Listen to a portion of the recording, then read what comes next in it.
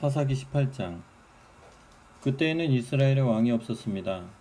당신은 단지파가 정착할 곳을 찾는 중이기도 했습니다. 그들은 아직 이스라엘 지파 중에서 자신들의 땅을 차지하지 못했습니다. 단지파는 소라와 에스타올에서 건장한 용사 5명을 보내어 땅을 살펴보고 그곳에 그들 가문에 적합한 곳이 있는지 알아보게 했습니다. 그들이 말했습니다. 가서 땅을 살펴보고 오시오. 그들은 에브라임 산지로 들어가 미가의 집에까지 이르렀습니다.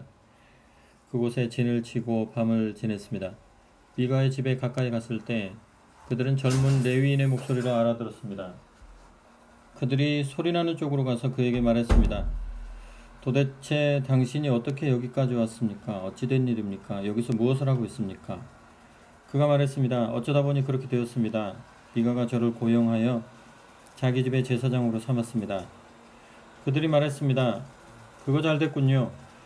우리를 위해서 하나님께 물어봐 주십시오. 우리의 사명이 과연 성공하겠는지 말입니다. 제사장이 말했습니다. 안심하고 가십시오. 하나님께서 여러분이 가는 길을 보살펴 주실 것입니다. 5사람은 그곳을 떠나 북쪽 라이스로 향했습니다. 그들이 보니 그곳 사람들은 시돈 사람의 보호 아래 안전하게 평온하고 태평하게 살고 있었습니다. 아주 좋은 시절을 보내고 있었습니다. 하지만 그들은 서쪽의 시돈 사람과 멀리 떨어져 살고 있었고 동쪽으로는 아란 사람과 아무 조약도 맺지 않고 있었습니다.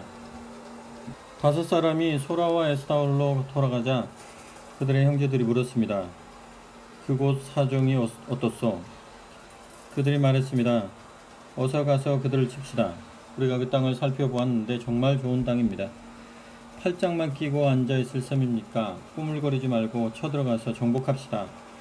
여러분도 가보면 알겠지만 그들은 너무 태평스러운 나머지 방심하고 있습니다.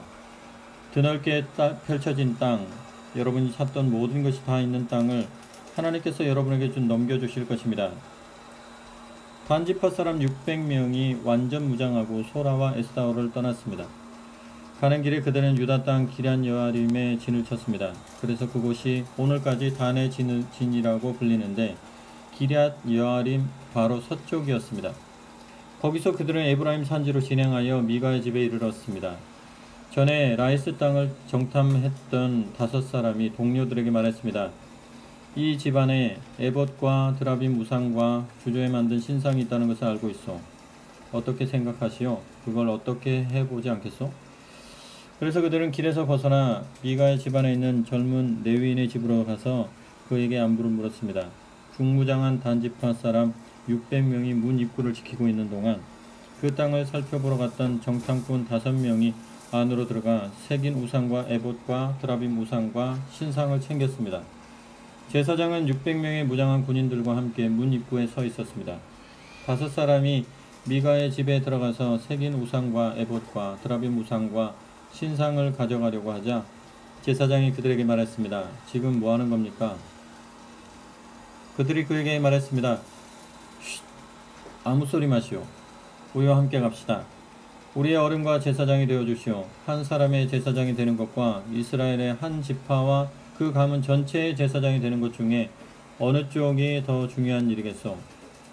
제사장은 기회를 붙잡았습니다. 그는 에봇과 드라빔 우상과 새긴 우상을 가지고서 군인 무리에 합류했습니다. 그들은 발길을 돌려 아이들과 소떼와 소유물을 앞세우고 길을 떠났습니다. 그들이 미가의 집을 떠나 한참을 간 뒤에야 미가와 그 이웃들이 모였습니다. 그들은 곧 단지파 사람들을 따라잡았습니다. 그들이 단지파 사람들에게 소리쳤습니다. 단지파 사람들이 돌아서서 말했습니다. 그들은 발길을 돌려 아이들과 소떼와 소유물을 앞세우고 길을 떠났습니다. 그들이 미가의 집을 떠나 한참을 간 뒤에야 미가와 그 이웃들이 모였습니다. 그들은 곧 단지파 사람들을 따라잡았습니다. 그들이 단지파 사람들에게 소리쳤습니다. 단지파 사람들이 돌아서서 말했습니다. 무슨 일로 이리 시끄러운 거요? 미가가 말했습니다. 당신들이 내가 만든 내 신을 가져가고 내 제사장도 데려가지 않았소. 내게 남은 게 뭐가 있어? 그러면서 지금 대체 무슨 일이냐고 말하는 것이요? 그러자 단지파 사람들이 대답했습니다. 우리한테 소리 지르지 마시오. 사납고 성질 급한 이 사람들을 공연히 자극했다가는 당신들을 칠지도 모르오. 그렇게 되면 당신들은 떼죽음을 당하게 될 거요. 단지파 사람들은 계속해서 길을 갔습니다. 미가는 그들의 무력 앞에 승산이 없음을 알고 집으로 발길을 돌렸습니다. 단지파 사람들은 미가가 만든 물건들과 함께 그의 제사장을 데리고 라이스 곧 평온하고 태평한 사람들이 사는 성읍에 도착했습니다. 그들은 그곳 사람들을 모두 죽이고 성읍을 불태워버렸습니다. 주변에 라이스를 도와주는 자가 아무도 없었습니다. 그들은 시돈에서 멀리 떨어져 있었고 아란 사람들과도 아무 조약을 맺지 않은 터였습니다. 라이스는 벳 르홉 골짜기에 있었습니다. 단지파는 성읍을 재건하고 이스라엘의 아들인 자기네 조상의 이름을 따라 그곳을 단이라고 고쳐 불렀습니다. 그 성읍의 본래 이름은 라이스였습니다. 단지파는 자신들을 위해 훔쳐온 신상을 세웠습니다. 훗날 그 땅을 빼앗길 때까지 모세의 손자여 게르솜의 아들인 요나단과 그의 후손이 단지파의 제사장이 되었습니다. 실로에 하나님의 성소가 있는 동안 줄곧 그들은 미가가 만든 신상을 자신들을 위해 그곳에 모셔두었습니다. 19장. 그때는 이스라엘의 왕이 없던 시절이었습니다. 에브라임 산지의 산골에 나그네로 살고 있던 한 레위인이 유다 땅 베들레헴에서 한 여자를 첩으로 들였습니다. 그런데 그 여자는 그와 다투고 나가 유다 땅 베들레헴에 있는 친정 아버지 집으로 돌아가서 그곳에서 넉 달을 머물렀습니다. 남편은 그녀를 찾아가 마음을 돌려보기로 했습니다. 그는 종 하나와 나귀 2마리를 데리고 갔습니다. 그가 여자의 아버지 집에 이르자 여자의 아버지가 그를 보고 반기며 편하게 대해 주었습니다. 여자의 아버지인 그의 장인이 그에게 좀 더 머물다가 가라고 강권하여 그는 사흘을 함께 머물면서 즐겁게 먹고 마시고 잤습니다. 나흘째 되는 날 그들이 새벽같이 일어나 떠날 채비를 하는데 여자의 아버지가 사위에게 말했습니다. 아침을 든든히 먹고 기운을 차린 다음에 가게나. 그래서 그들은 자리에 앉아서 함께 아침 식사를 했습니다. 여자의 아버지가 그에게 말했습니다. 이복에 더 있다 가게나. 오늘 밤도 여기 있으면서 즐겁게 보내게. 그 사람은 가려고 일어났지만 장인이 붙잡는 바람에 결국 하룻밤을 더 지내게 되었습니다. 닷새째 되는 날에도 그는 일찍 일어나서 떠나려고 했지만 여자의 아버지가 아침밥을 좀 먹어야지 하고 권했습니다. 그들이 우물쭈물하다가 함께 먹고 마시는 사이 어느새 하루가 지나갔습니다. 하지만 그 사람과 그의 첩은 끝내 떠나려고 했습니다. 그러자 여자의 아버지인 그의 장인이 말했습니다. 이복에 날이 거의 저물었네. 여기서 밤을 지내는 게 어떤가?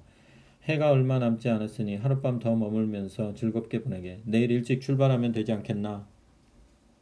그러나 그 사람은 하룻밤 더 머물 마음이 없었습니다. 그는 여장을 챙겨 길을 나섰고 안장을 지운 나귀 2마리와 첩과 종과 함께 여부스에 이르렀습니다. 여부스에 이르자 날이 거의 저물었습니다. 종이 주인에게 말했습니다. 늦었으니 여기 여부스 사람의 성읍에 들어가서 밤을 지내야겠습니다. 그러나 주인은 말했습니다. 우리는 이방인들의 성읍에는 들어가지 않는다. 기브아까지 마저 가자. 그는 종에게 지시했습니다. 계속 가자꾸나. 기브아나 라마에서 밤을 지내야겠다. 그들은 계속해서 갔습니다. 그들이 걸음을 재촉하고 있는데 베냐민 지파에 속한 기브아 근처에서 마침내 해가 졌습니다. 그들은 기브아에서 밤을 보내려고 거기서 발길을 멈추었습니다. 레위인이 가서 성읍 광장에 앉아 있었으나 그들을 맞아들여 묻게 하는 사람이 아무도 없었습니다. 그때 저녁 늦게 한 노인이 하루 일을 마치고 밭에서 돌아왔습니다. 그는 에브라임 산지 출신이었는데 기브아에서 잠시 살고 있었습니다. 그곳 주민은 모두가 베냐민 사람이었습니다. 노인이 눈을 들어 성읍 광장에 있는 여행자를 보고 말했습니다. 어디로 가는 길이요? 어디서 오셨소? 레위인이 말했습니다. 우리는 지나가는 나그네입니다. 베들레헴을 떠나 에브라임 산지의 외진 곳으로 가는 길이지요. 저는 그곳 사람입니다. 유다 땅 베들레헴에 갔다가 집으로 돌아가는 길인데 우리를 맞아들여 묻게 하는 사람이 없군요. 우리가 폐를 끼치지는 않을 겁니다. 우리에게는 나귀에게 먹일 여물과 짚이 있고 이 여자와 젊은이와 제가 먹을 빵과 포도주도 있습니다. 더 필요한 것은 없습니다. 노인이 말했습니다. 걱정 마시오. 내가 당신들을 돌봐주리다. 성읍 광장에서 밤을 보낼 수 없지 않겠소. 그는 그들을 자기 집으로 데리고는 나귀에게 먹이를 주었습니다. 그들은 씻고 나서 잘 차려진 음식을 먹었습니다. 그들이 쉬면서 즐거운 시간을 보내고 있는데 성읍 사람들이 그 집을 에워싸고 문을 두드리기 시작했습니다. 모두 그 근방의 불량배들이었습니다. 그들은 집주인인 노인에게 소리를 질렀습니다. 당신 집에 온 사람을 내놓으시오. 우리가 그 사람과 관계를 해야겠소. 노인이 밖으로 나가서 그들에게 말했습니다. 형제들, 이러지 마시오. 이 사람은 내게 온 손님이니 그에게 음란한 짓을 하지 마시오. 제발 악한 짓을 저지르지 마시오. 보시오. 여기 처녀인 내 딸과 이 사람의 첩을 내가 당신들에게 내놓을 테니 꼭 그래야겠다면 이들을 욕보이시오. 그러나 이 사람한테는 극악무도한 짓을 하지 마시오. 그러나 무리는 그의 말을 들으려 하지 않았습니다. 결국 레위인은 자기 첩을 문 밖으로 떠밀어 그들에게 내주었습니다. 그들은 밤새도록 여자를 욕보였습니다. 새벽 무렵에야 그들은 여자를 놓아주었습니다. 여자는 돌아와서 자기 주인이 자고 있는 집 문 앞에 쓰러졌습니다. 해가 떴는데도 여자는 그 자리에 있었습니다. 아침이 되었습니다. 여자의 주인이 일어나서 길을 가려고 문을 열었습니다. 거기에 그의 첩이 두 손을 문지방에 걸친 채 문 앞에 쓰러져 있었습니다. 그가 일어나시오 갑시다 라고 말했지만 대답이 없었습니다. 그는 여자를 나귀에 싣고 집으로 향했습니다. 집에 와서 그는 칼로 자기 첩의 팔다리를 잘라 12토막을 냈습니다.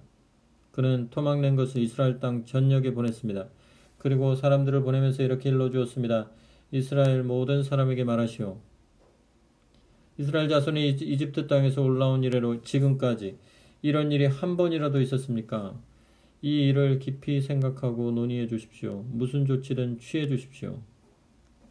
하나님 아버지, 이 밤에 사사기 말씀을 읽으면서 하나님을 떠난 하나님의 백성이 얼마나 잔인할 수 있는지를 배우게 되었습니다. 하나님 아버지, 하나님의 말씀을 떠나지 않게 하시고 하나님께서 말씀하신 대로 살 때에 좋은 삶을 살 수 있으며 그렇지 않을 때에 정말 처참한 삶을 살 수밖에 없다는 것을 오늘 말씀을 통하여 배우게 하여 주심을 감사합니다. 늘 주님께서 원하시는 대로 법을 가지고 사는 저와 사랑하는 형제 자매들 되게 하여 주시옵소서. 이 모든 말씀 예수님의 이름으로 기도합니다. 아멘.